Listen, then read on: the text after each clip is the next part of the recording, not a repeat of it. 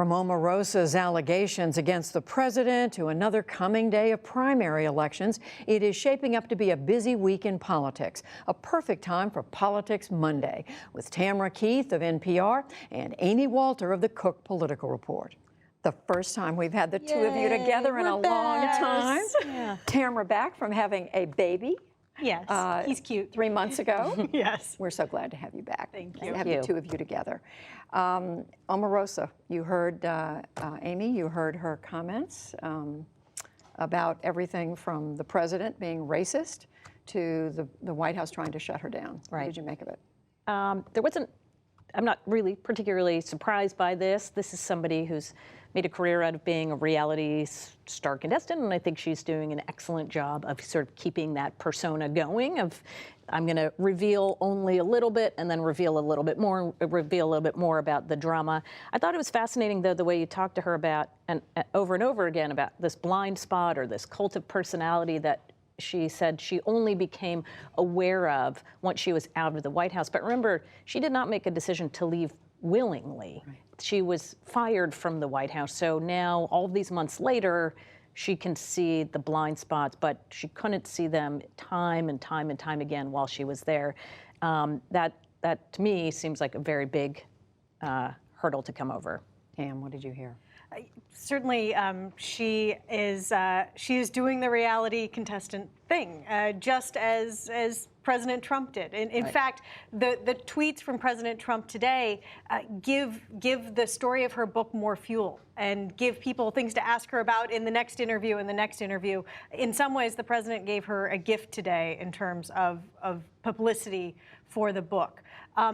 It is fascinating the way she has been dribbling out little bits, audio tape, and here on your show teasing that there must be more, that there is more, right. A multimedia treasure trove, she says.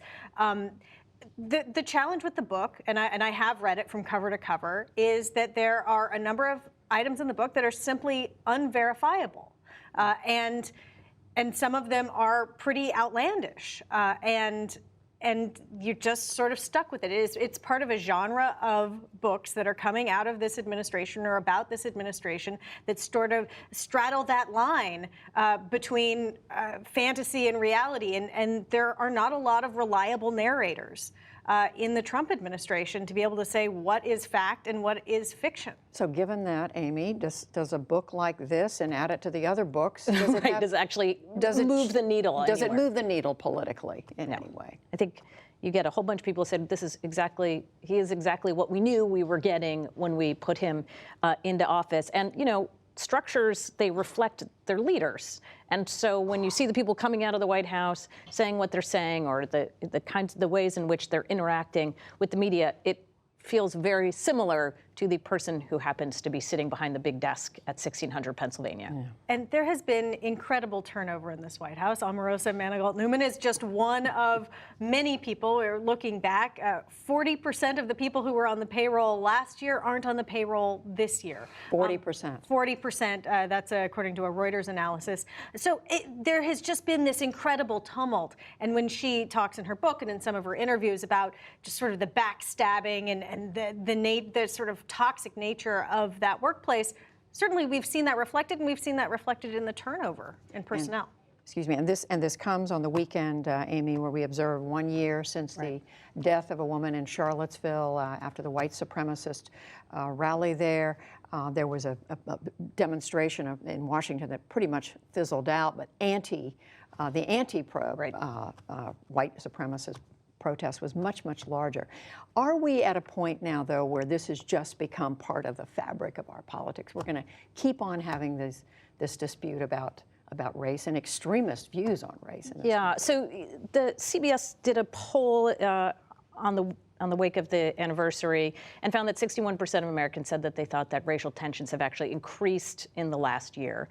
And who's to blame for that, of course, depends on where you sit, both what your race is and what your party is. African Americans, Hispanics believe that it has increased even more than 60% of them believe this, and they blame the president. White voters are evenly divided, and of course, if you're a Republican white voter versus a Democratic white voter, whether you think that the president is doing a poor job of handling racial issues. But Judy, it gets to the bigger question, right, which is handling race and politics is not new to our American society. It didn't start with Donald Trump. And the reality is, unless and until white voters and white politicians decide that it's an important issue, then we're going to keep coming back to this place where it's this wound that is never healed. Maybe you put a Band-Aid on it, but underneath it's still festering. Yeah, and the president over the weekend tweeted about being opposed to racism of all kinds. And that is an interesting signal because for different people, racism means different things.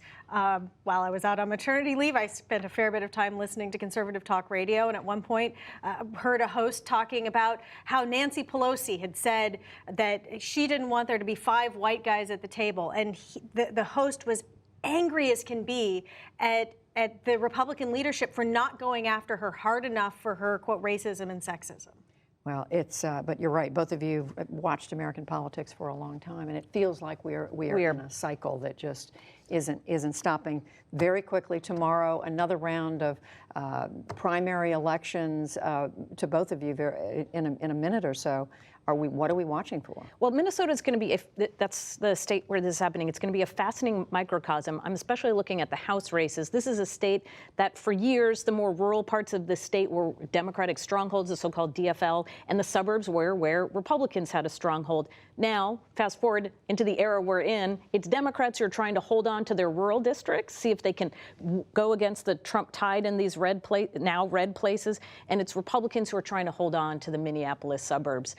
All of the divides in this idea about suburb versus rural going to happen in one state, all within a nice flying area. So if you want to go check it out. Eyes on Minnesota. Yes, watch Minnesota. There are 2 Senate seats up because of the Al Franken situation. That's right. And a few more of these to go, and then we'll off be ready to the to go. races for November. We're so glad to have the 2 of you back. Welcome back, Tamara Keith, Amy Walter. Great to see you. Thanks. Politics Monday. You're welcome. You're welcome.